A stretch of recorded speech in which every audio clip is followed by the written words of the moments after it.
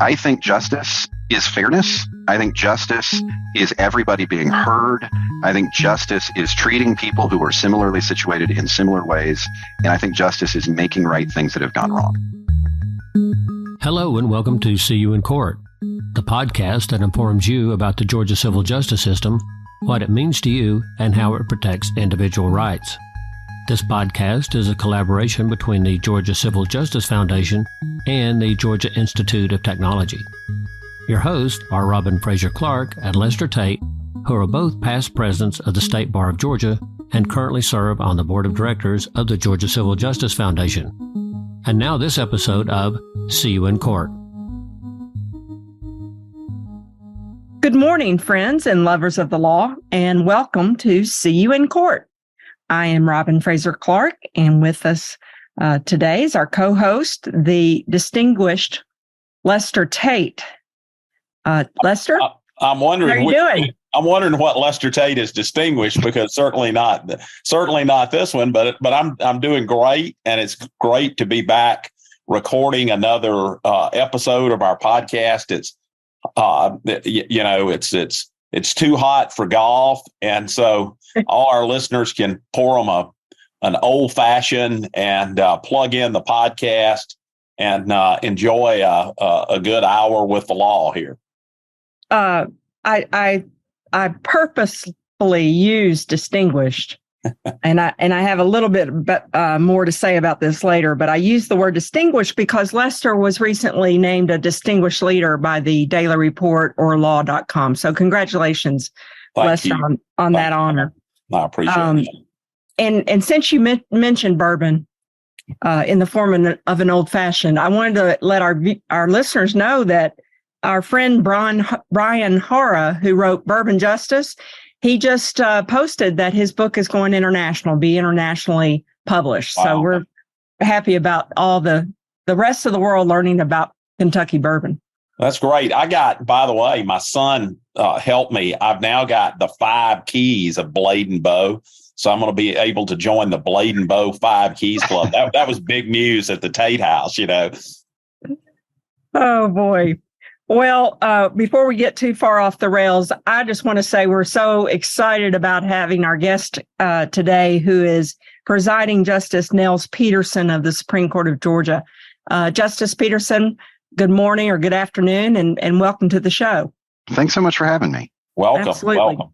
I want to tell our listeners a little bit about Presiding Justice Peterson. He has an incredible, extraordinary history and biography, so I wanted to share that with everyone. Presiding Justice Nels S.D. Peterson was appointed by Governor Nathan Deal to the Supreme Court of Georgia effective January 1, 2017. He was elected statewide for a 6-year term in 2018. He previously served as a judge of the Georgia Court of Appeals, to which he was appointed by Governor Deal effective January 1, 2016. Presiding Justice Peterson graduated from Kennesaw State University with a BS in political science and a minor in economics. While at KSU, he served as president of student government and chair of the Student Advisory Council to the Board of Regents, and was named KSU Student of the Year and Outstanding Senior in Political Science. Presiding Justice Peterson received his JD from Harvard Law School. At Harvard, he was executive editor of the Harvard Journal of Law and Public Policy, executive vice president of the Federalist Society, and was a finalist in the Ames Moot Court Competition. Upon graduation from law school, Presiding Justice Peterson served as a law clerk to Judge William H. Pryor, Jr. of the United States Court of Appeals for the 11th Circuit. Presiding Justice Peterson then practiced at King & Spalding in Atlanta, where he focused on securities litigation, corporate governance litigation, merger-related litigation, and appellate litigation. Presiding Justice Peterson then moved to the governor's office, where he served as executive counsel and deputy executive counsel to Governor Sonny Perdue. In addition to his role as governor's chief legal advisor, Presiding Justice Peterson also served as a senior advisor on a broad array of policy issues, including water, natural resources, education, the judiciary, and criminal justice. At the expiration of Governor Perdue's term, Presiding Justice Peterson moved to the Attorney General's office as counsel for legal policy, where he oversaw major policy issues in litigation, as well as the rewrite of the state's Open Records and Open Meetings Act. In 2012, the Attorney General appointed Presiding Justice Peterson as Georgia's first Solicitor General. In that position, he oversaw all of the state's civil appellate litigation, played a lead role in all policy-related litigation, and served as a senior advisor to the Attorney General.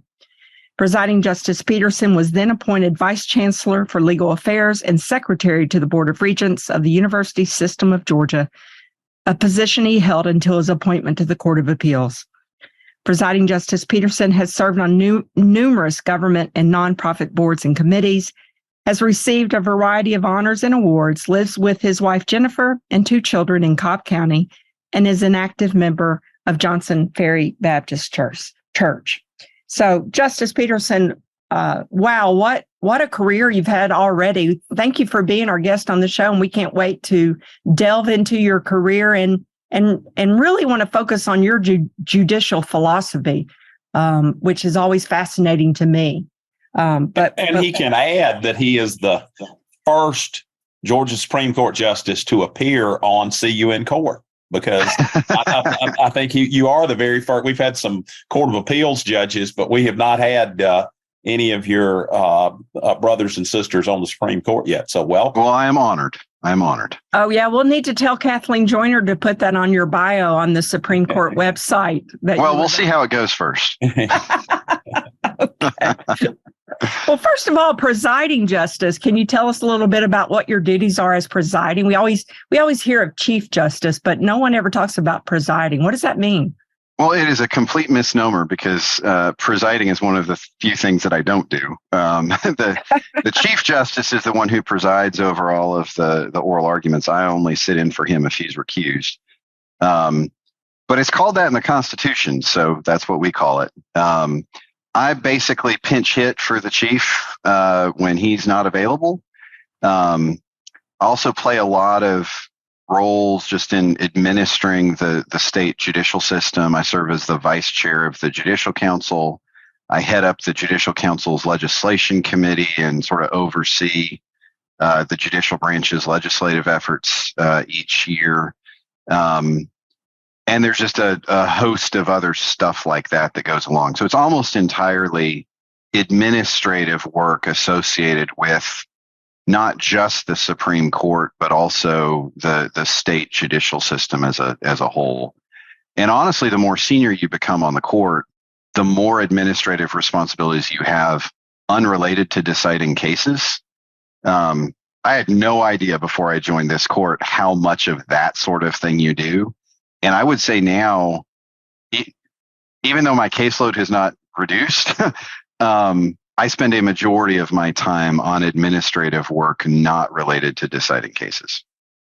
I don't think many just what I call normal walking around people know that a justice on our Supreme Court has to do so much administrative duties and work with. I think most of them wouldn't find it terribly interesting, to be honest. But but y'all have both served as president of State Bar. I mean, you know all of the administrative work that goes on in regulating the practice of law and all the other important work the State Bar does. And the State Bar is an arm of the court. And so I spent 5 years as the court's liaison to the State Bar, and still do a ton of that work in addition to all the other stuff. So, you know, y'all are better situated than most to have a sense of what that looks like. Well, yeah, I was going to ask you, and I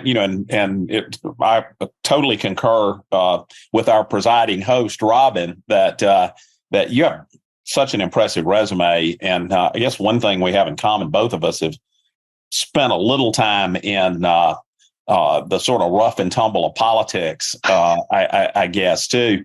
Working in the governor's office, I worked for a senator and a congressman. But have you found that that's helped you with a lot of those administrative responsibilities? For example, you talked about legislation, and that's something you're sort of not a stranger to if you've been in the political rough and tumble a little bit. Well, And this isn't in my resume, but I actually started under the Gold Dome as a high school senior. I spent 3 years interning for the majority whip in the state Senate. This is back before the majority party changed parties, and so I've seen how politics works from a variety of different roles. Certainly, the time in the governor's office was the most up close and personal, like really learning how the building works. Mm-hmm. And I will say, I think that has certainly been very helpful, just in terms of understanding how state government really works as a branch of government. I mean, that's an important thing to understand. And I'm certainly not the first person, and not the only person now on the court who has experience over there. The Chief Justice had served in the state legislature. Justice Bethel served in the state Senate. We've had former solicitors general, but I've had, I like to say I've spent time in all 4 branches of government, when you throw in the university system as well. So it certainly is useful perspective. But I also appreciate the much more limited role of the judiciary. I find that really suits, I think, my temperament and skill set a little bit better. But you must have had some political bug or political leanings. You liked politics to say, I want to work in the governor's office, or I want to work you had to have done that. And you were a solicitor general too, which is obviously very political, but Lester's a politician. Everybody knows that, even though he's not an elected official. I from time to time find myself under the Gold Dome too, and for various reasons. A lot of times it's for working for the state bar, or Georgia trial lawyers. But don't you think you have to have some affinity for politics to do what you've done? Sure. I mean, a number of the jobs that I had, I would not have been interested in had I not been interested in politics. I will say there was a time that I thought I was interested in electoral politics in one of the policymaking branches. And I will say, I think extended time working over there tends to either confirm that or cure you of it. And it definitely cured me of it. So, Judge Alex Sanders, who was the chief judge of the South Carolina Court of Appeals, and later the president of the College of Charleston, he had run for office, and he said the next time that he suggested to his friends that he was going to run for public office, that he wanted them to lock him in the bathroom with $100 bills to flush down the toilet. Sounds about right. That's a good one. But Justice Peterson, you do have to run for office in Georgia, even as a Supreme Court justice. You do. I wanted to get your thoughts about that. What is that like? And do you agree with our system of electing our judges? Should judges be elected by the public? So I have 2 things to say about that. I think the first is the people have decided that they get to elect their judges. And I think as a judge administering the Constitution that they've decided to adopt, I don't really get to have, in one sense, I don't really get to have a view on that. Like, I have sort of an oath that requires me to obey them. My second thought, and here, completely inconsistent with what I just said, my view of judicial elections is sort of like Winston Churchill's view of democracy. It's the worst way of doing things except for all the others. And I don't love it, and I don't love sort of the way that it puts us into the role of being viewed like politicians. And I definitely don't love asking people for money, particularly when my pitch winds up being something like, hey, look, I swear an oath to treat everybody exactly the same, whether they write a check to me or they max out to an opponent.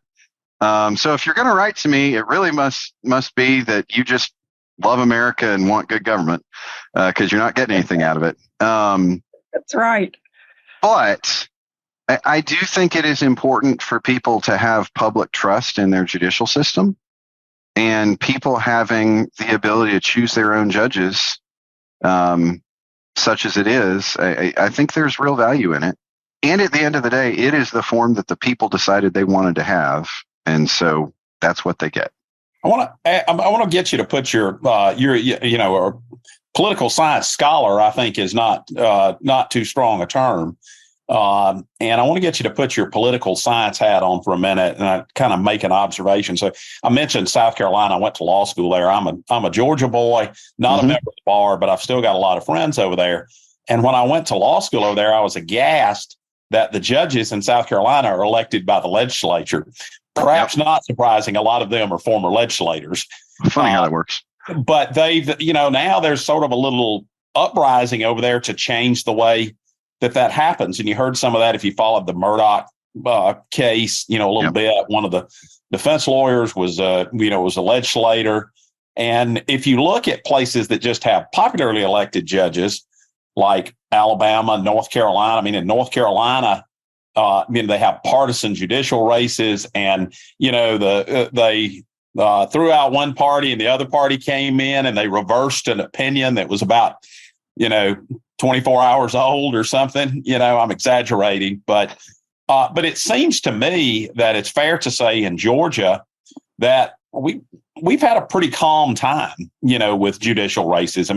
We had one. Justice Hunstein had one that was sort of I'll say inflammatory and potentially inflammatory. She had an opponent there. But for the most part, we sort of have bipartisan elections instead of partisan elections, it seems like. But I'm wondering what your thoughts are on why have we been so, in my view, fortunate about that? So I think there's a couple of reasons. And I think one reason is we have nonpartisan elections. And I think if you're going to have elections for judges, I think they've got to be nonpartisan. Judges take an oath to be impartial.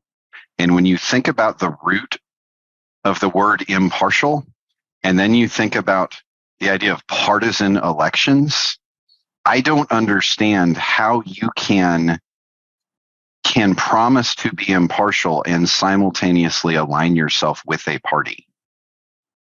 Even if you're just talking about election cases, right? Republican versus Democrat. I align myself with X party. How can I possibly be viewed as impartial? Now, in those states where they've decided to do that, that's what that is. And I have a lot of friends who are on, Supreme Courts in other states who have to run that way. And that is what that is. But I think it is incredibly important to have nonpartisan elections because I think the message it communicates to the public when you say, hey, we've got judges who align themselves with one party or another, I think undermines some important things about the law. I will say we have some local judges who run, who local law provides run on a partisan basis. And I have, during a case involving an election dispute in one of those elections, asked whether that really is consistent with the Code of Judicial Conduct, which I think is an interesting question that I will express no opinion on during this conversation. I will also say, and the folks to really thank for that, in my view, are Larry Walker, who and Roy Barnes and Speaker Tom Murphy, who in the '83 Constitution, I actually worked at the legislature that year, and the '83 Constitution, I think, was the first one we up until 1983, we had partisan judicial elections, and they constitutionally changed it. And as you say, the public, approved that, decided that that's the way that they wanted to go for judges in really every court of record. Well, they have my thanks. And I'll say I worked with Mr. Walker when I was with the Board of Regents. He was serving on the Board of Regents at the time, and he was actually chair of the committee that I principally staffed. So spent a lot of time with him. I will also say about the South Carolina model, I litigated in South Carolina when I was in the AG's office. I was representing the state in a lawsuit against South Carolina had sued us and the Army Corps of Engineers over the Savannah Harbor deepening, trying to keep us from doing that. And they sued us in South Carolina State Court. And I will say, when you have the state of South Carolina filing a lawsuit that benefits the state of South Carolina in front of a judge who is appointed by the legislature, you don't perhaps feel like you're going to get as fair a shake as you might like. I can only imagine that. I never practiced law in South Carolina, but I happened to clerk there both summers in law school. And I've told Lester, it's like another world. And in no way am I, meaning to demean any of the South Carolina judges. So many of them are my friends. But well, actually, one of my best friends from law school is on the South Carolina Supreme Court.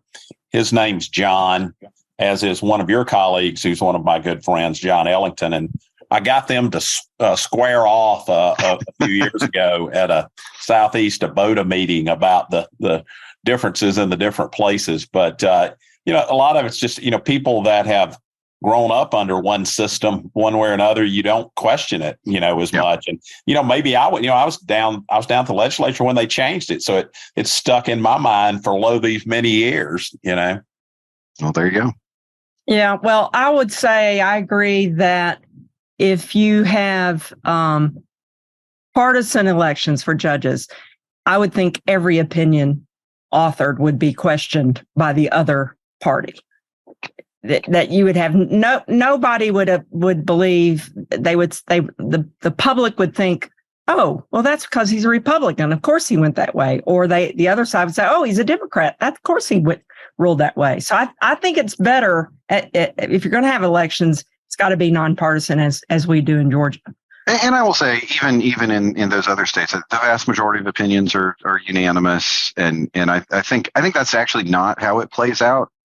But on those few, really controversial cases, I do think that winds up being part of the narrative, and that's unfortunate. Let's talk a little bit about the fact that, talking about the public, your oral arguments are open to the public. Any member of the public can come right in, sit on a bench in the courtroom, which, by the way, is one of the most gorgeous courtrooms I've ever had the pleasure of being in. And your oral arguments are broadcast online live. Mm-hmm. And I want your opinion about the fact the United States Supreme Court won't do that. And what I've heard as their reasoning is that they think it would encourage lawyers to be theatrical or act out or do something crazy. But your court has been broadcasting your oral arguments for years now. What's your opinion about that? Is it helpful? Do you like that? Do you think it's something good for the public? So I will say, as a lawyer, I loved it. And that was, for 4 years, my office was in the building that the Supreme Court was in. And I could sit in my office on the first floor and watch arguments that were happening 5 floors up without even having to walk up. And in a state the size of Georgia, Georgia's the biggest state east of the Mississippi. If you have an office in Brunswick and there's a case being argued in Atlanta that affects your clients, but you're not actually the one arguing, why on earth should you have to drive 5 hours, if you're lucky, just to sit there for 40 minutes? I think it's really important for lawyers and parties who are outside of Metro Atlanta to be able to access it without leaving their office. I also just think the public transparency is really important. And not only do we broadcast it live, but we then archive it on our website until the case is decided.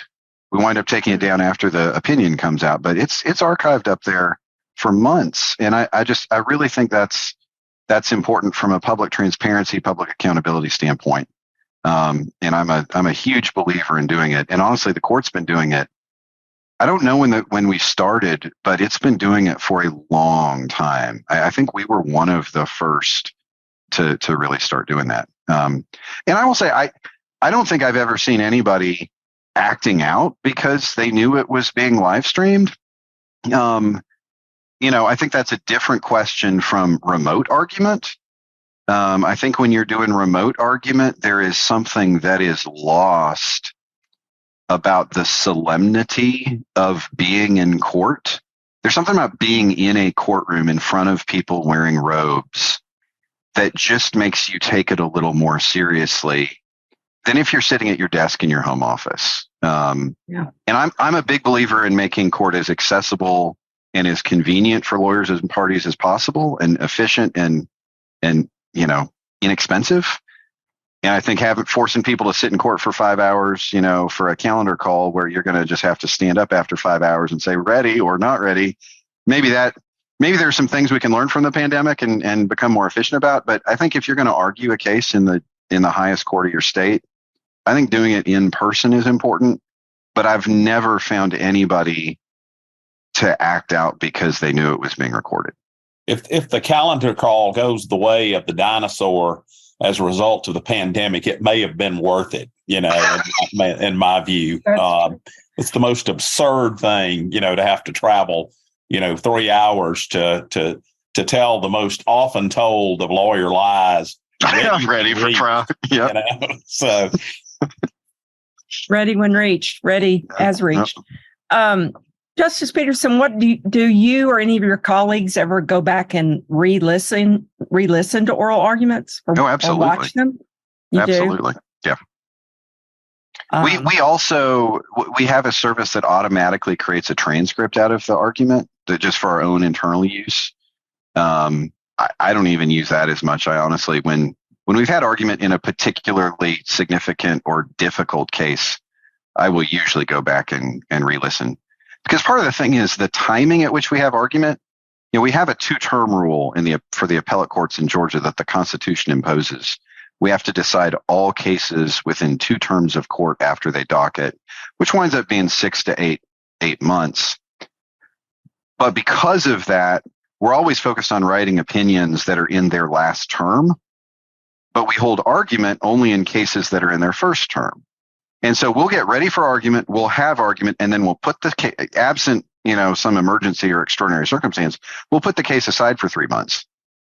And so by the time I'm ready to really start working on an opinion, I need to go back and refresh my memory if there's something about the argument that was particularly significant. I want to talk a little bit about your process, but since you brought that up about sometimes it may be 3 or 4 months after oral argument before you come back to a case, can you tell us whether after arguments adjourned, the justices go back into their chamber or antechamber? Do y'all do like a jury of 12 people? What do you think? All in favor, raise their hand. Do you do a quick vote? We do. We assign every case to a particular justice who will be responsible for authoring the opinion when it dockets. And so that justice is responsible for crafting a memo, kind of summarizing what the case is and what the arguments are, and circulating that to the court before argument. And then after argument, we'll sit in our robing room, and that justice will make a recommendation to the court. And then we'll take a vote. We call it a TD vote, a tentative decision vote. And the tentative is very strong, very important. But if I recommend, I think we should affirm this, and I don't have a majority of votes with me, I then have a couple of choices of what to do. I can say, well, I can see both sides, and if a majority thinks we should reverse, I'll go ahead and write it up that way. I can also say, I am really firmly on the affirm side, and I'm pretty sure I just did a lousy job of articulating why. And I am confident that once you read the deathless prose that I will write the opinion in, you will come around. We call that writing uphill. And when that's what we decide to do, we then kind of impose on ourselves an obligation to get that done quickly, so that there's plenty of time for the court to write up an opinion going the other way if I'm unsuccessful. Or I can say, I'm firmly on the affirm side. I don't think I'm going to be able to convince y'all.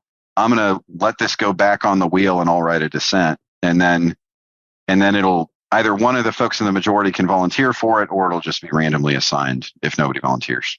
So one of the things that I have pushed some of our friends on the Court of Appeals about from time to time is the fact that they don't ever meet really to discuss the case. Now, they may stroll down the hallway, and of course, I haven't served on the Court of Appeals, but based upon they have an en banc courtroom, Lester. Come on. Yeah. Based on information and belief, and again, I'm popping back to South Carolina when they got a Court of Appeals. They would actually go out after oral argument, sort of like you're talking about, and take this tentative vote.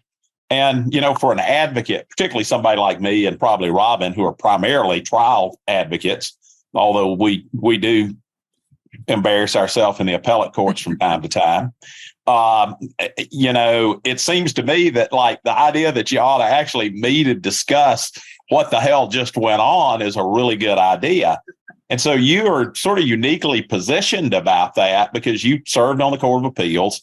So you've been through their process, which I maintain is really one judge that gets another judge to sign, at least one other judge to sign off on it, and your process. So can you talk about the difference there a little bit?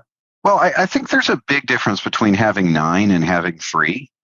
And when you have to write an opinion for 9 people, there's really no way to do that without talking with them in advance.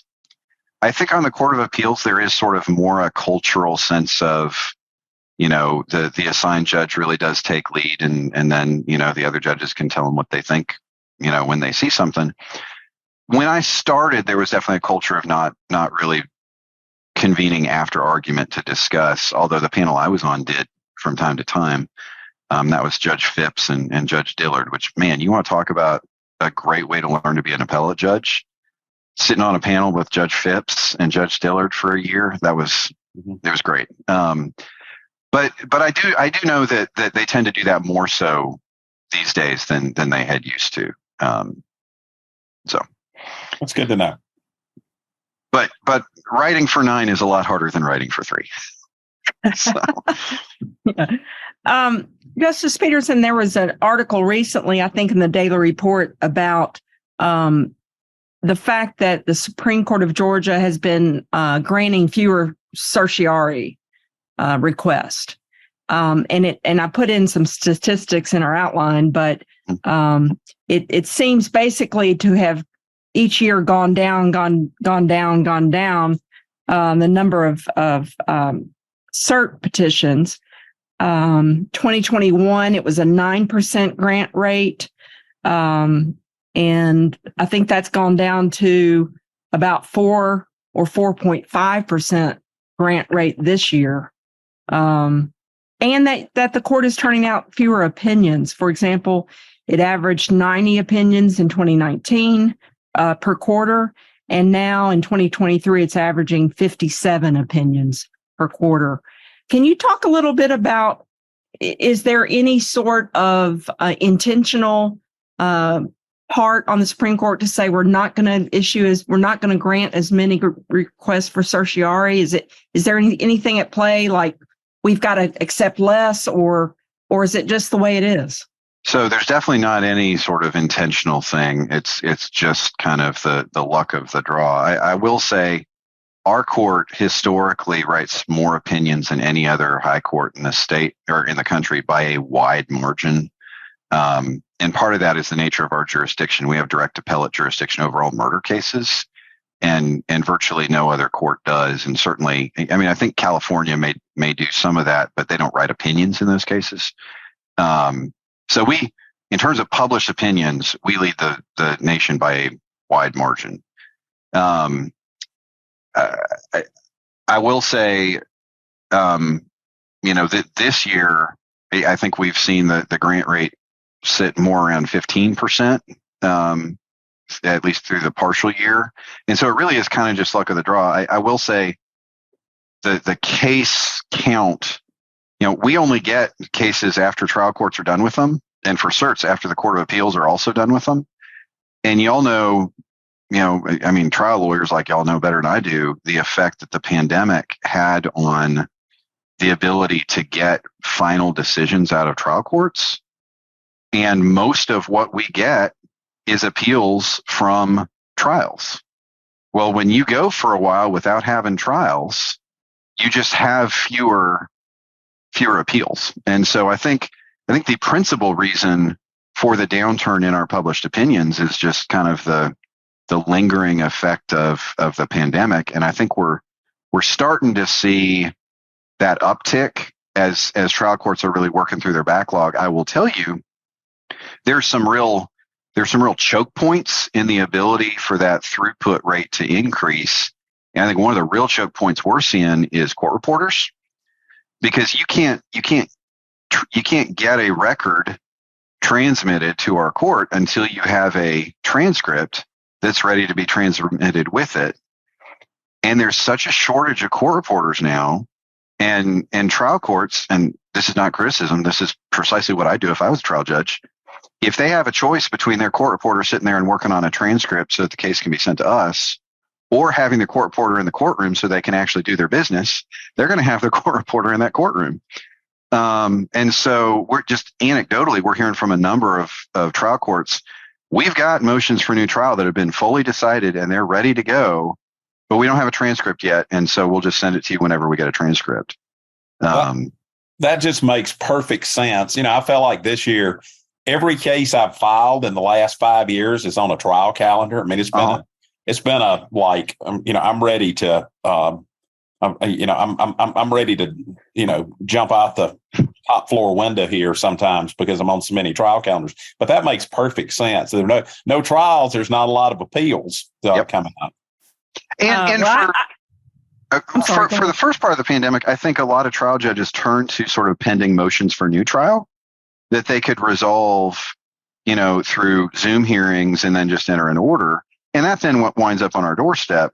But at some point, you've worked through the stuff that was sitting there from pre-pandemic trials, and Yeah, I'll say that I'm with Lester. All my cases are on trial calendars, but that's what makes them settle. I'll say that. I know. Nothing. And I'm not saying. I mean, I could probably count on one hand the number of cases I had that got settled during the pandemic. Yep. Because of course, Robin and I both mainly represent plaintiffs, but there's just no incentive whatsoever to for defendants to settle cases. Yeah. Well, and honestly, similar thing on the criminal side. I mean, if there's no risk of trial, why on earth are you going to plea? Mm-hmm. Right. And I was going to say, nothing motivates a defense attorney like a trial date. It's amazing. All of a sudden, they start working on your case and they want to settle. So, I get that. I understand that. Well, talking a little bit about, you mentioned the court's jurisdiction. The Supreme Court of Georgia recently jettisoned off divorce cases, or I guess we call them domestic. Mm-hmm. What domestic cases? Jettisoned off that jurisdiction. So now the court has jurisdiction over major felonies. Just murder. Just murder. Okay. Murder, constitutional questions, election contests, habeas, and death penalty. Okay. That's our original jurisdiction. That is our direct appellate jurisdiction that bypasses the Court of Appeals, and then everything else is cert. And we'll throw in lawyer discipline cases, which I'm sure are your favorite. And judicial discipline and all that sort of stuff. Yep. Do you care to comment on what the state of lawyer discipline is? Should there be changes? Does it need work, or are you happy with it?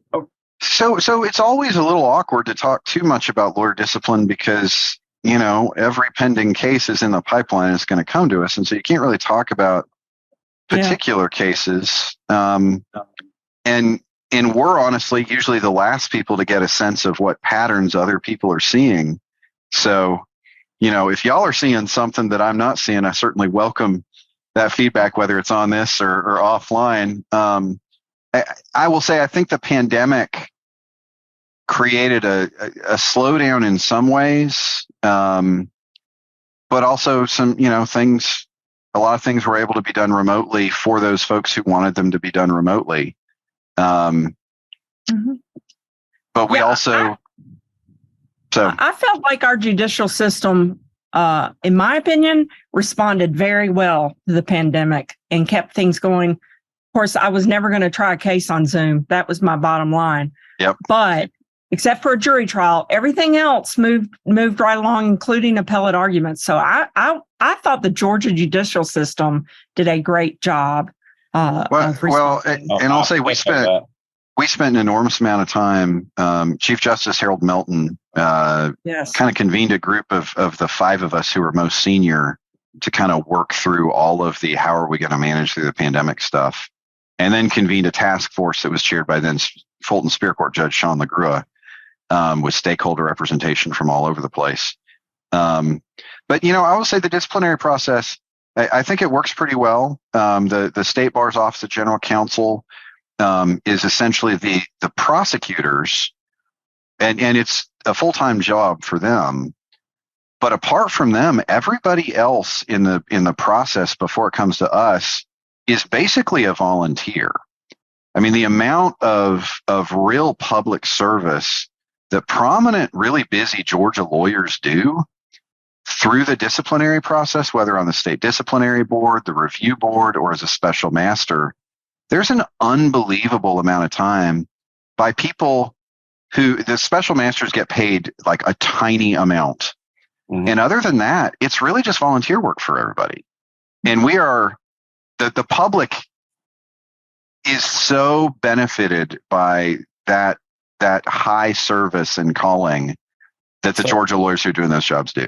So when I was bar president, and this came up, I've discussed it with, I think Robin and I are so long in the tooth here that I'm not even sure there's anybody left on the Supreme Court that was there when we were bar presidents. Mike Boggs and I are the two longest serving justices. We came on the same day in January of 17. Oh, wow. Yeah. Wow.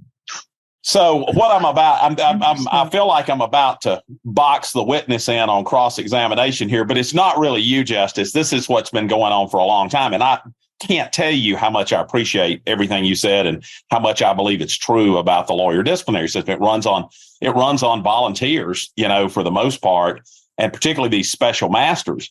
And so for a long time, the court, your predecessors on the court, we were looking for special masters, and the court would say, why can't y'all get more special masters? And I'd go talk to lawyers, and here's the answer I got. So I'm going to let you tell me what I should have told them. But they say, it's a prominent lawyer out there that maybe doesn't do bar discipline cases, doesn't have a conflict, whatever. And they say, look, I'm going to take that case and I'm going to listen to it and I'm going to give it my best shot. And then it's going to go up to the Supreme Court with my name on it. And we're going to get one of these opinions that tells what a lousy job I did as a special master. And the author of that opinion in the Supreme Court won't even put their name on it. They put it out as a per curiam opinion. Why would I sign up for that? No, that's what I heard. And, and I conveyed that because I felt like that's one of the things I love about you being on here and about our court. We can sit down and talk about things. Sure. And so, but that's the rap from, I will say, prominent lawyers about serving as special masters. Well, point one I would say is there are a lot of special masters who do a great job, and they work hard and they take it seriously to their own financial detriment. And if you work hard and you do a good job, generally speaking, you'll have worked hard and done a good job and you get affirmed. Every now and then we see things differently and we try to be nice about it. And every now and then we see something really go off the rails, and we also have an obligation to call that out too. And but I think it is very important for the members of our court to understand what goes into the process and who is doing what and the service that is involved. And we've spent a lot of time over the last couple of years really talking with those groups of folks, and had the Office of General Counsel in to kind of brief the whole court on here's the process and here's how it works and here's who does what. And we don't always agree about everything, but it is really important. Let me also, just as we're giving shout outs, let me give a shout out to Maddox Kilgore from Marietta. He serves as the coordinating special master, and the amount of just nonsense that he has to deal with that doesn't really squarely fit anywhere else. He does a great job. The Office of General Counsel does a great job, but Maddox does a great job, and it's not his day job. And so he has a real job on top of that. I would have been remiss if I didn't single that out. I had a case that I got basically hired in to try, and they had other lawyers that were negotiating and everything. And this case was the longest running case ever. And Maddox stepped in and we got it resolved, when he stepped in. So You're absolutely there. But tell me about I'm going to press a little more here. What about the per curiam opinion? For everybody else that's getting justice one way or another, somebody's signing off on that opinion for the most part. But right. All those others seems like, well, no justice really wants to put their name on it, even though the special master did. So what I will say is, I have never participated in a discussion at the court about why we do that. It's been just the way that it worked. The number of things that happen in the court system because that's the way that it's always worked. Y'all know this. There's a long, long list of those things, and it's doubly the case on a Supreme Court. And that has just been the tradition since long before I got there. And honestly, I've never really thought about it a whole lot. Because the fact of the matter is, I want to be clear, I'm not blaming you for that, but I think there was a time in mine, Robin's career, that they were signed opinions. I mean, I think that's been as recently and again, Robin and I are a little more long in the tooth than you are here, but at some point they did start doing that, and it was long before you were there. So I'm not trying to hem you. So I have no idea. What I will say is I have written probably a couple of concurrences or dissents in disciplinary cases, and I've certainly signed the heck out of those. Mm-hmm. But also, I think focusing on who authors the opinion is a little bit of a misunderstanding of how our process works. If I join an opinion, whether or not somebody else wrote it, it's because I agree with what's in that opinion. And if somebody's concerned about what's in an opinion and it's an opinion I joined, then they can be concerned about me whether I authored it or not. Because when I join an opinion, I'm signing up for everything that's in it.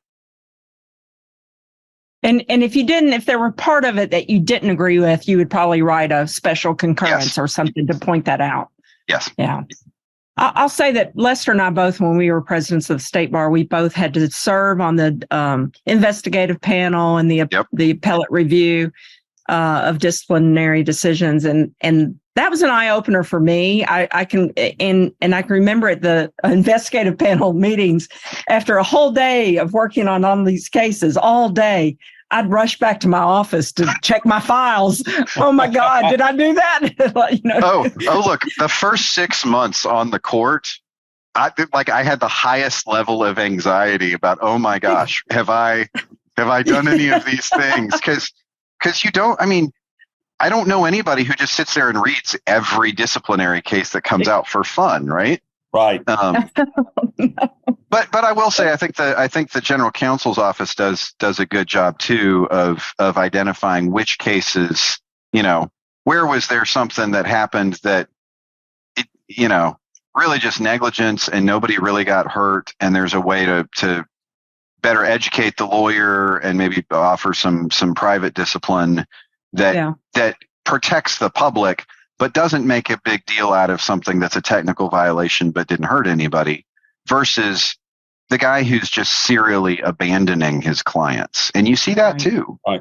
Yeah. And I will say it is the most heartbreaking, like immigration cases, where the ability of somebody to remain in this country legally is lost because a lawyer just abandons their client. I mean, that's so sad. Yeah. Do you have any thoughts that you want to share? I certainly, I realize that I want you to feel free to just decline. Oh, believe me, I do. But there is, and there's a recent opinion that you all released about this, but there's always been some sort of a jurisdictional confluence between lawyers and judges. And, I got the triple crown. I was on JQC. I was on the investigative panel. I was on the review panel. And so it used to be, when I was chair of the investigative panel, we'd get complaints sometimes about part-time judges, whatever. We're like, we can't handle that. That goes to the JQC. And frankly, when I was on the JQC, when we got a complaint about something a judge did as a lawyer, we're like, that's the bar. And now it seems like that some of those entities have push the envelope a little bit, and there's a little more of a more fluid border, I'll say, than I ever imagined, there. I think that's probably something that it is better for me to just leave to y'all for right now. Okay. Justice Peterson, let's talk about your process as a Supreme Court justice. Can you just kind of walk us through for folks like us who have no idea how it happens over there in that beautiful Supreme Court? You get a case in. What happens? What's your process?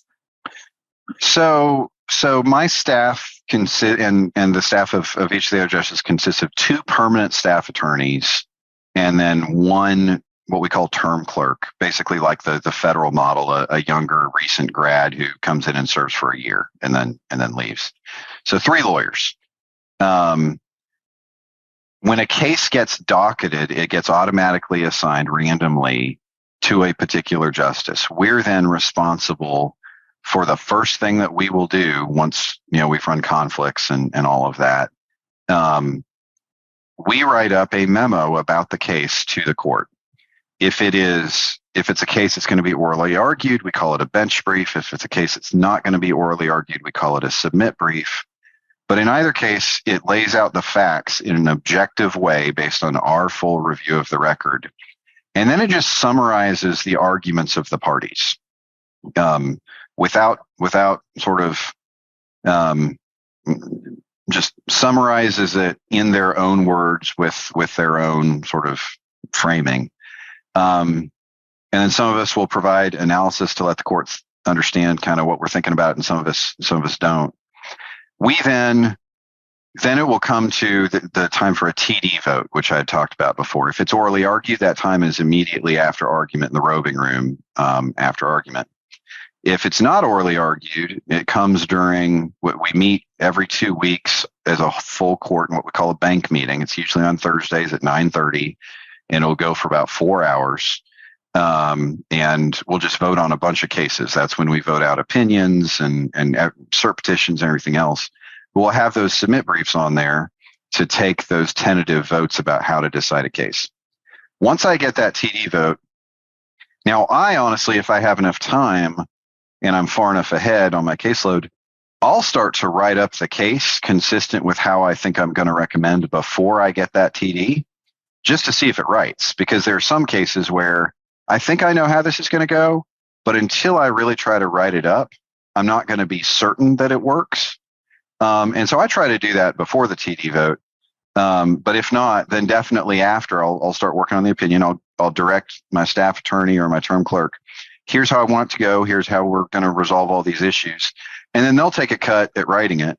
They'll then bring it to me and I'll edit it, and they'll go back and make the changes and bring it back and I'll edit it again. And once it's in a place where I'm comfortable, then we'll go through the spading process where they go through and they check every quote against the record. They check every case site. They make sure that everything we're saying about cases and the facts line up with the case law and the record. And then I'll do another full edit at that point. And in the simplest case, that's when we'll circulate a draft to everybody else. In the more complicated cases, we'll go through, 5 to 10 more editing iterations. And then everybody else will come in and explain to me where I've gotten everything wrong and how we need to handle this stuff differently and we need to rewrite stuff. I mean, everything is a 9-person group project. Do sometimes they just knock on your door and say, may I talk to you about this case? Or Oh, absolutely. And do y'all get in fights in the bank room? Is that where you need security and you get in fisticuffs and duke it out? We have a terrific group of folks right now, and we all really get along. And we all really have a high level of respect for each other. Now, we still vigorously disagree on occasion. And a lot of times that disagreement is not clear after the fact because we work through the disagreements and we find another way to resolve the case that everybody can sign off on, usually that's narrower. But something like 96% of our opinions go out unanimously. And I think until the last several weeks, we had not had a dissent this year. So we work really hard to try and achieve consensus. And we do it almost always. but there's a lot of disagreement, and there's a lot of disagreement because we have different perspectives. There's a lot of disagreement because somebody has thought of something that somebody else hadn't, and that's usually disagreement that resolves pretty quickly. But that's a good thing. I mean, that's the benefit of a multi-member court, right? As much as I mean, as much as I might on some days think that a court of 9 Nelses would be, just great, that would also be awful. And I would probably fight with myself more than I care to think. But also, I mean, I have blind spots. I have stuff that either I don't have experience with and I don't really understand well, or stuff where just the way that I think about something needs some pushing and some refinement in order to get it right. And we've got 9 people with very different backgrounds and very different perspectives and very different experiences. And our work product winds up being the result of the combination of all of that. And I think that's unbelievably valuable. That's something that, and we talked a little bit about the disciplinary process. And, one of the things I've seen in representing lawyers and judges a lot who get in trouble are ones who are sort of isolated. They don't have a law partner and they don't know a lot of, like Robin and I are both small practitioners. We'll pick up the phone and ask one another about stuff. And I think that's true about the quality of their practice too. When you have somebody that you can bounce something off of, it's just a better product. And, and you really benefit from having somebody say, I really think you're wrong about this, Yes. And this is why. And I will say, when you join a court like this, where no matter what you write, you're going to get a bunch of red ink, you really have to get over yourself pretty quickly. You can't get too invested in anything that you've written, and you have to learn to engage with criticism in a gracious way. And everybody on the court does. I mean, and these are all really accomplished people who are really good at what they do and are really smart and are not used to being wrong. And they usually aren't. Okay. But there's nobody on the court that I can't walk into their office and say, hey, I think you're missing something here. Here's something you may want to think about. And there's nobody on the court that can't walk into my office and say that to me. And then they don't get defensive when somebody comes in and says, let me just point something out. No. Now,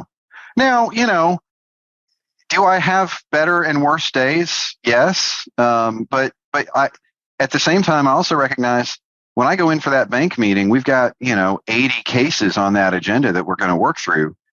We can have a knockout, knockdown, drag out fight over one of the cases. But I got 79 more I got to work through too. None of it's personal. None of it's personal. It's all business, and it's not even business. It's we've all taken the same oath, and we're all motivated first and foremost by a desire to get it right. And the problem is, if we get it wrong, we can really mess some stuff up. And so it's really important that we get it right. Yes, there are real live people depending on you're getting it right. Yes. That's for sure. Let me ask you a question about oral argument, because you're kind of known in the legal world as being a great hypothetical asker. You ask a lot of very interesting, well thought out hypotheticals. And I'll tell you, when former Justice David Namias retired from the bench, I was asked for a comment from the paper, and I said, well, I called him the Socrates of the Supreme Court bench. And then former Justice Keith Blackwell emailed me or texted me and said, does that make Justice Peterson Aristotle? And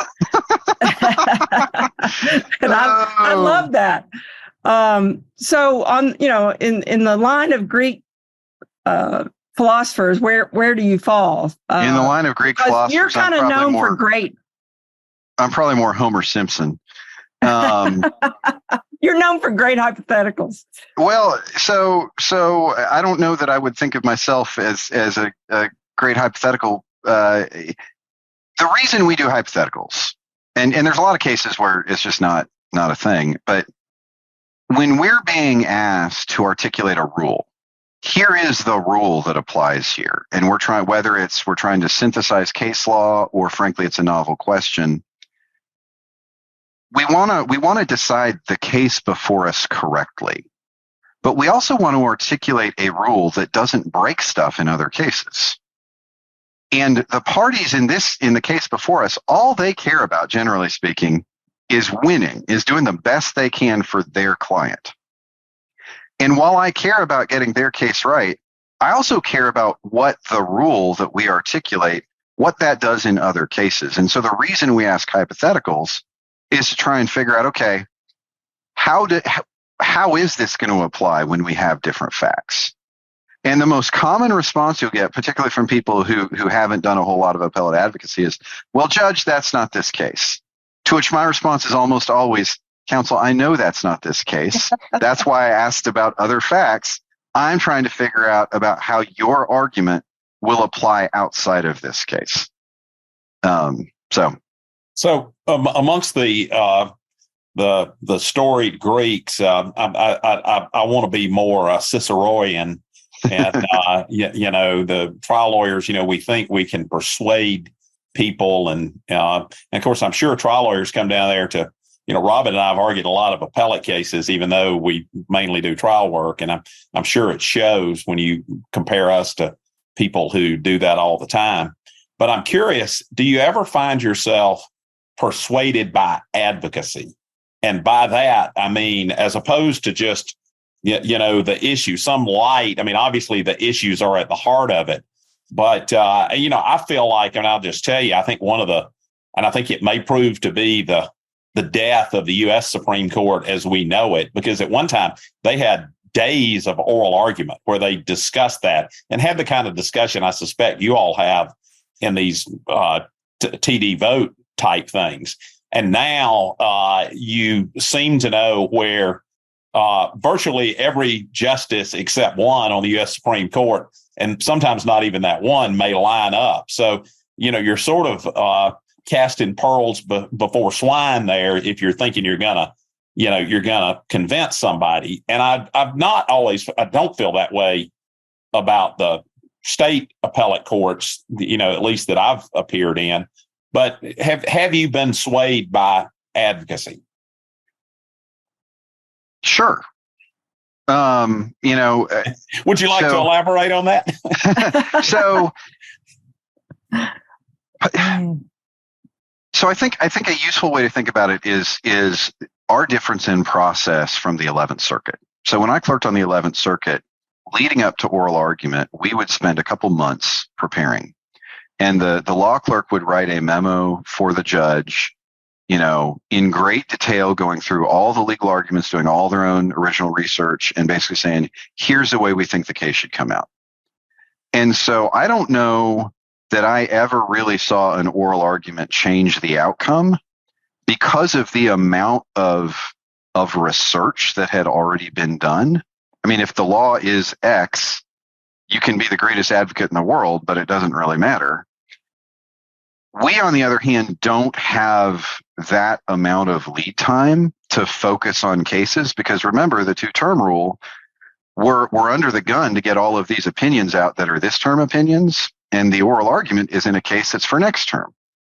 And so the amount of prep time that I will do for cases that are not assigned to me, I'll probably spend 2 or 3 days, which is very different from 2 months. Now, I'll have read all the cases and I'll have read the briefs and I'll understand the arguments and I'll have read the key parts of the record. But I will not have spent the amount of really quality time thinking through all of the permutations of a potential, resolution to the case in the normal case.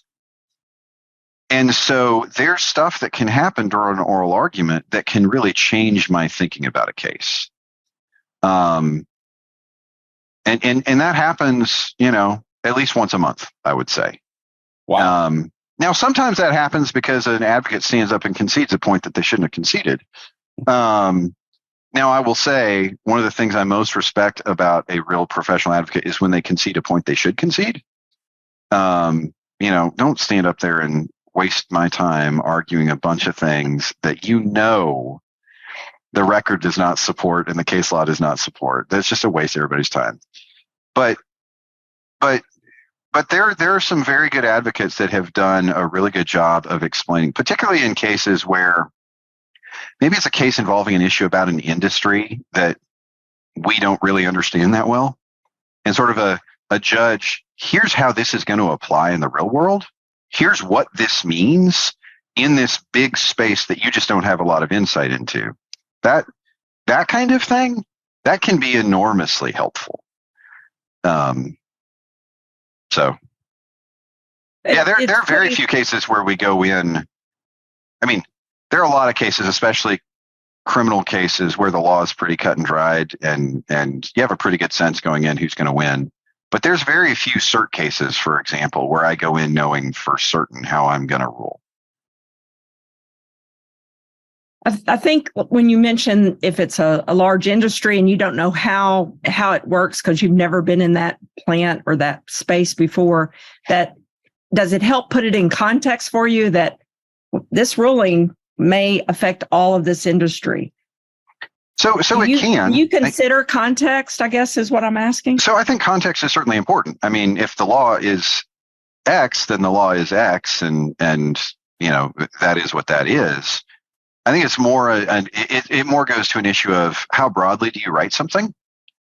And we have to decide the question that's before us, but we don't want to accidentally break something by writing it in a way that appears to decide more than we have to. And if you don't understand the context in which you're writing, it can be harder to calibrate that right. Sure. Okay. Yeah, just listening to you talk about it, the amount of time you have to spend thinking about unintended consequences is I hadn't thought of that as much. I mean, obviously I probably think about it more than people that don't practice law, but I really hadn't thought about it that much. Well, and particularly, I mean, when we're doing state constitutional work, if we mess that up or we get it wrong, the only way to fix it other than a later case where we reverse ourselves is a constitutional amendment. I mean, that's kind of a big deal. And so pretty hard. We try really hard to get stuff right and to get stuff, appropriately narrow. Justice Peterson, sometimes judges and justices are labeled with a particular judicial philosophy. So-and-so is known as a strict constructionist. So-and-so is known as an originalist.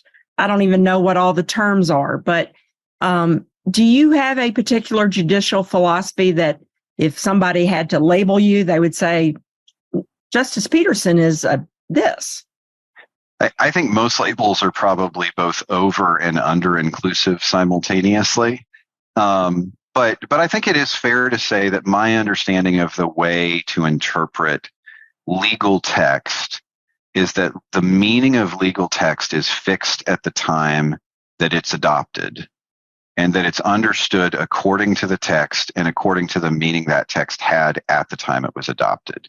It doesn't change over time absent intervention by sort of the drafting authority. The legislature, if it's a statute, the agency, if it's a regulation, et cetera. Whether that fits best in sort of the school of originalism or textualism, I think there's a lot of overlap between textualism and originalism. I hate the term strict constructionist because I don't think you ought to be strict. I think you ought to be fair and accurate. But that would be probably the way I would articulate my approach to interpreting legal text. In what about in the situation where you're interpreting a statute and you say what was meant by the words they used at the time it was enacted, but then we have modern science that advances. We have obviously it's a different world than it was when many of our statutes were written and enacted. Like now everyone has an iPhone with all of their information on it, or we're on Zoom. None of these things were anticipated, I think, when a lot of statutes were written. And so what do you do when you say, well, it's got to be what was intended when it was written, but none of these things existed. So there are different schools of originalism, and one school of originalism is original intent originalism. And I think that's a harder question for those folks to answer. I'm more of an original meaning originalist, which is we focus on what the words meant at the time they were adopted. And usually that meaning applies a principle. And then we figure out how that principle applies to different facts and to different situation and to different technology. Now, sometimes the nature of the principle that's articulated in the statute simply just doesn't have an intelligible application in later developments. The legislature meets every year, and they can go in and they can change that. And legislation tends to be more narrower and more precise and more kind of tailored. The Constitution, on the other hand, tends to have broader principles that more easily can be applied to later changed circumstances. But even there, I mean, we have constitutional amendments every 2 years on the ballot. It is much easier to amend the Georgia Constitution than it is the federal Constitution. So, you know, if legal text articulates a principle, the question is not what did the original authors of that text think it was going to apply in a certain way. It's what is the intelligible principle that those words sort of provide, and then how do I apply that to later changed circumstances? Do you think? I'm sorry. Go ahead. Well, I wanted to follow up on that because when you are saying that the legislature, it's whatever the legislature says, they enact our laws. I think I Googled once how many, or did it on Westlaw, how many of your court's cases use the terms it says what it means and means what it says for a statute. When you defer to the legislature and their words and their meaning in a situation, do you ever feel like the court relinquishes too much of its power, voluntarily gives up power by saying, well, it's whatever the legislature says? It seems to me like our court defers to the legislature constantly. No, because we weren't given any legislative power to begin with. The Constitution vests only the judicial power in the courts, and the judicial power is the power to decide cases and to say what the law means, not what it should mean. And there are times that yields weird results. I authored a case a couple of years ago now called Alston and Byrd about the apportionment statute that y'all may be familiar with. Yes, we're very familiar with that. Yeah, and the apportionment statute basically said in one category of cases you apportion things, in another category of cases you don't apportion things. And it didn't make any sense from a policy standpoint, but it was pretty clearly what the word said. More than one defendant. More than one, in cases involving more than one defendant. Yeah. And the argument was, well, but it doesn't make any sense to do that. And I wrote an opinion saying, well, that's probably right, but it's what they did. And if they want to do something different, then dang it, they got to go and do it. And they went and changed it the next year. I think they changed it to one or more. Yes. But I mean, as a judge, when I am called upon to apply to interpret the law, all I know how to do is to read the words and to say what the words mean. And there are a lot of times that they mean something that I wish they didn't. But I don't get to exercise essentially the legislative power by applying words that aren't there. Do you like being a judge? Depends on the day. No, I do. I do. There are times that it's frustrating because, look, I used to be a lawyer and I used to be able to go and fix stuff. And when I see a problem, I like to fix the problem. And in my previous jobs, I could reach out and grab a problem and fix it. And now all I can do is decide stuff that comes to me. And in a lot of ways, it's a weirdly passive thing. But but it's a role that matters a heck of a lot. It has to be done right. And I really enjoy doing it most of the time. I think it's funny. I was thinking about, like as a lawyer, I've always likened us to the police. Nobody really likes to see you coming until they need you, for something. But the judge, the joke about the judge is everybody goes to the judge's dog's funeral, but nobody goes to the judge's funeral because he can't help them. He or she can't help them anymore. And it's sort of it seems to me it would be it's certainly a reversal I wouldn't want to go through. I like being a lawyer, but it's almost a 180-degree reversal from what you've been doing before. It is. But I'm enough of a nerd that I like the reading and the writing part, and I'm enough of a lawyer that I really care about it being done right. So, is there, Justice Peterson, you talk about you and all the other justices took the same oath to follow the law, get the right result under our law. Is there any case that keeps you up at night or worries you that you think, man, we follow the law, but I just don't like the way that came out, but it was the way it had to come out? Anything that really troubles you or you're still upset about? So there are probably things that I have gotten wrong, and those I'm upset because I got them wrong, not because, I think I got the right outcome. The one case that troubles me the most often, where I am firmly convinced I got it right, but the outcome,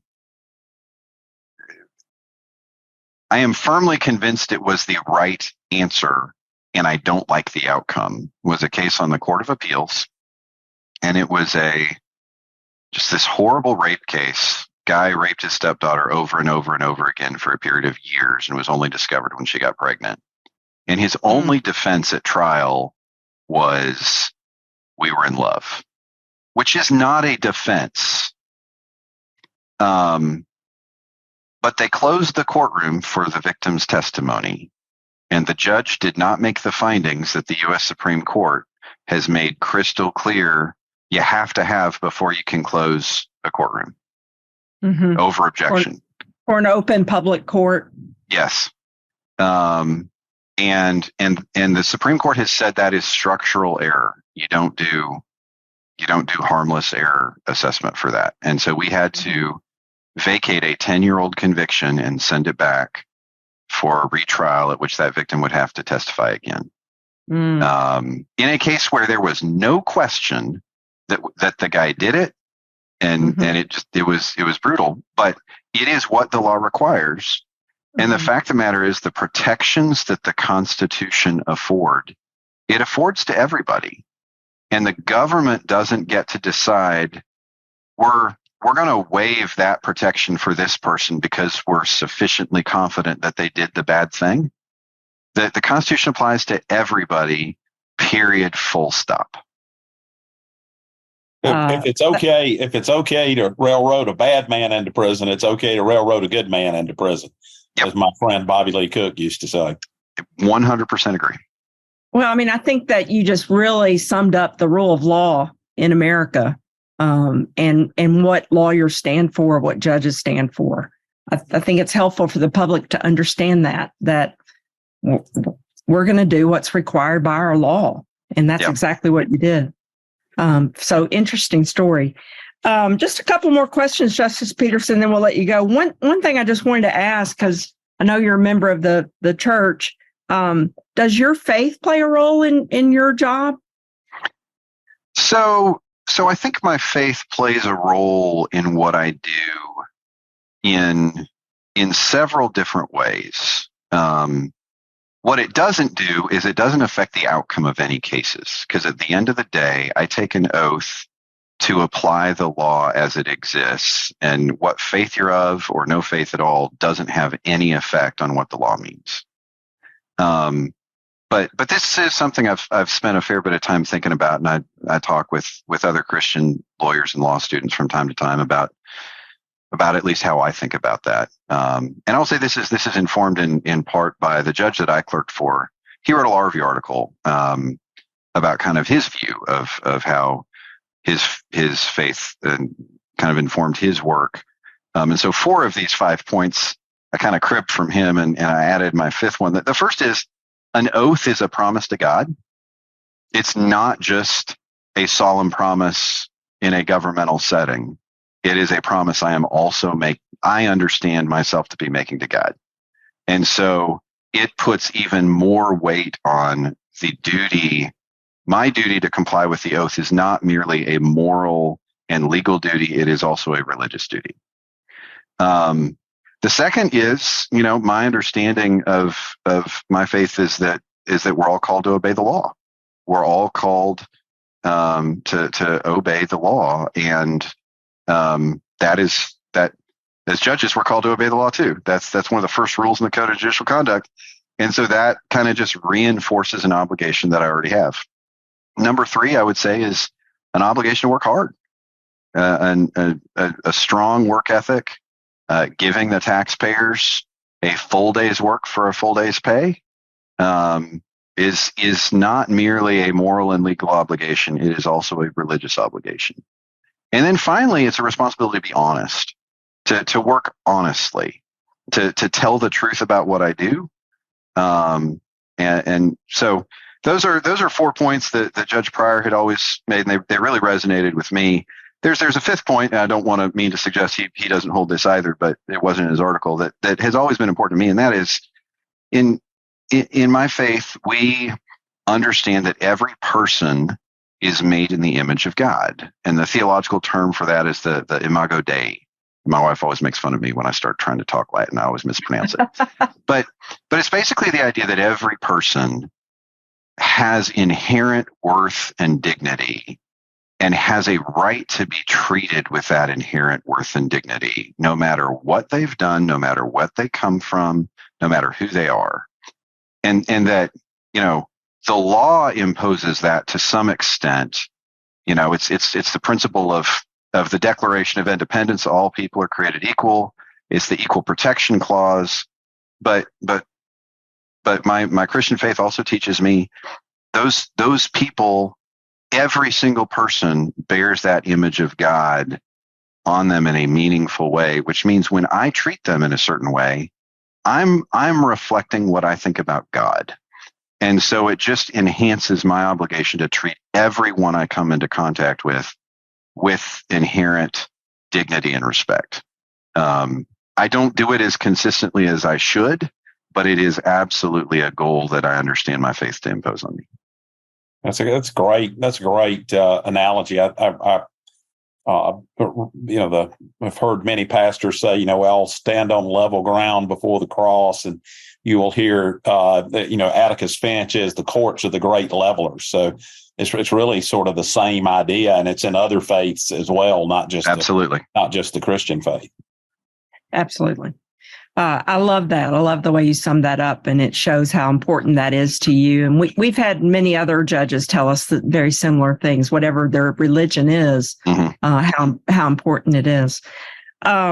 Justice Peterson, we want to wrap up, as we do with every guest, to ask you, how do you define justice? So I have a couple of answers to that. Answer 1 is just sort of how I define justice generally, and then answer 2 is, how does that answer affect my view of what I do? So answer 1 is, I think justice is fairness. I think justice is everybody being heard.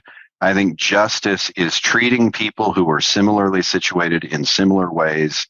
And I think justice is making right things that have gone wrong.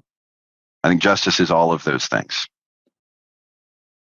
But in the justice system, different people have different responsibilities and different authority. Trial judges have an immense amount of authority to do justice the way they see it. They have an immense amount of discretion. That's incredibly important, and it really matters having great trial judges, and we have a ton of great trial judges in this state. The role of an appellate judge, though, is different. The role of an appellate judge is not to reach out and substitute my own judgment for what justice is in a case where all I see is a cold transcript and some briefs. And so I think that an appellate judge best serves that understanding of justice when the appellate judge stays in their lane and just determines whether what the trial judge did was legally permissible. If the trial judge was acting within the trial judge's authority, I don't think I get to substitute my own judgment for a just outcome for theirs. And that may often leave me feeling unsatisfied. And if at some point that feeling of dissatisfaction grows strong enough, then I have an obligation to ask the governor if he's got an open trial judge appointment to give me and give up the role that I've promised to fulfill on the appellate court. You need to come back and practice law with me and Robin. That's the answer there. Then you can fight for it every day. I think that's a wonderful definition of justice. I love to hear your thoughts about it, and that plus your how faith informs your job. I think it helps us to know that you understand there's a real live person behind every case name. Absolutely. That's the main thing for us, is that you understand that. And it definitely helps us with our clients. But I love your definition of justice. What a great episode. This is going to be one of our best ones here, Justice. Oh, we need to do a part 2, Justice Peterson. Anytime. I'll come and talk to you about sovereign immunity and state constitutional interpretation and just nerd out on all the legal stuff. Oh, my goodness. Well, we appreciate you and appreciate your ability and willingness to respond to, well, we think they're hard questions. You may not, but we've tried to ask you about a lot of different things, and just really appreciate your answers and your service on the court. Well, I've really enjoyed this. I really appreciate y'all. I've enjoyed listening to previous episodes of your show. And I really appreciate being asked. Thank you so much for giving me this opportunity.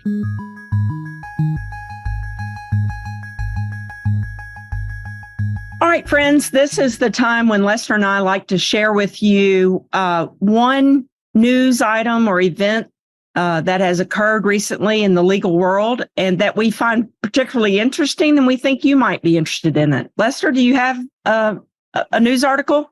I do have a news article, but it's not so much the news article that I'm using it for, except for something that it brought to my attention that I thought was unusual and worth sort of consideration by our listening audience. You may know that the actor Kevin Spacey has been on trial in the United Kingdom over a sex abuse case that was some years ago.